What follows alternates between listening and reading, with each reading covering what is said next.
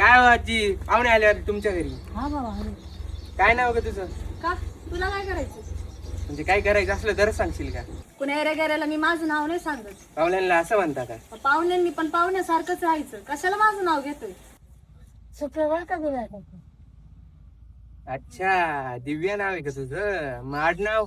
तू गब्बर का? तू माझ्या डोक्यात जाऊ नका. धर दिव्याच माझ्या. याला सांग जरा काही समजून.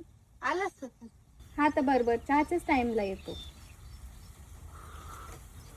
काय आजी, किती पानचट चहा केला येणे. धरा, मला नाही प्यायचा. ए बाबा प्यायचं तर पे नाही तर जात. रेश्मा काय ग, काल आपण मंदिरात गेलो होतो, तो मुलगा कोण होता? अगं तू कर आपल्या लहानपणीचा मित्र, तू ओळखलं नाही का? नाही अगं मी खरंच त्याला ओळखलं नाही. आपण एक काम करू, आपण उद्या रानात जाऊ आणि त्याला जाऊन भेटू. हा नक्की जाऊ. काय करायचं काय करतो इकडं? अरे मोहित तू का रे मोहित कुठे चालला? अरे काय नाही, शेजारी सोय द्यायला चाललोय. अच्छा